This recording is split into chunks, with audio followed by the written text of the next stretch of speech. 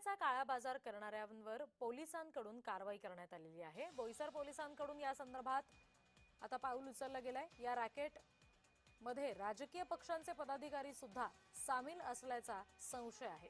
पोलिसांकडून या संदर्भात पुढचा तपास सुरू करण्यात आलाय।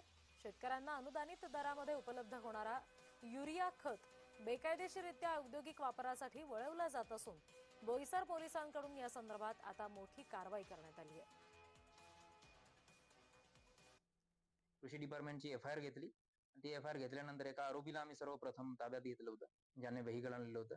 आणि त्या तपासामध्ये पुढे जो तपास होत गेला त्याच्यात आम्हाला तो युरिया नाशिकवरून सप्लाय झाला आणि त्याच्यात सामील असणारे असे एकूण 8 आरोपी निष्पन्न केलेले आहे। 4 आरोपी आम्ही अटक केलेले आहे। उर्वरित आरोपींचा शोध घेऊन आम्ही अटक करतोय। आणखीन अजून याच्यामध्ये काही लोक सामील आहेत का, कशा पद्धतीने त्यांचं हा पूर्ण काम चालतं याच्याबद्दलचा सखोल तपास जो आहे तो आम्ही करत आहोत।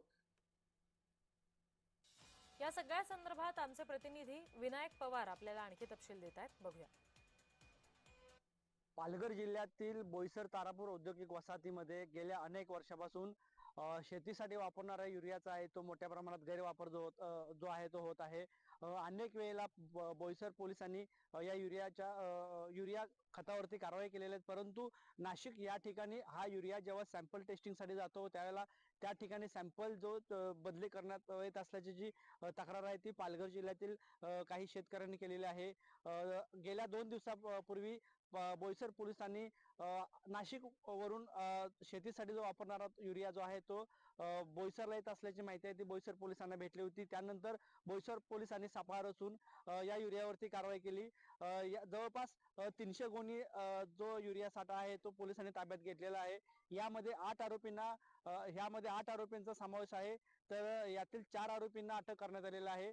4 आरोपी सध्या फरार आहेत। गेल्या अनेक वर्षापासून बोईसर तारापूर औद्योगिक वसाहतीमध्ये मोठ्या प्रमाणात युरियाचं जे राकेट आहे ते समोर येत आहे। यामध्ये काही राजकीय पदाधिकारी असल्याचंही समोर आलेलं आहे, परंतु कोणतीही ठोस कारवाई आतापर्यंत कृषी विभागाकडून होत नसल्याचं देखील अनेक वेळ समोर आलेलं आहे। त्याच पद्धतीने आता बोईसर पोलिसांनी ही कारवाई केलेली आहे। यामध्ये अनेक राजकीय नेते यांचाही सहभाग असण्याची जी शक्यता आहे ती वर्तवण्यात येत आहे। जय महाराष्ट्र न्यूज चॅनलसाठी विनायक पवार, पालघर।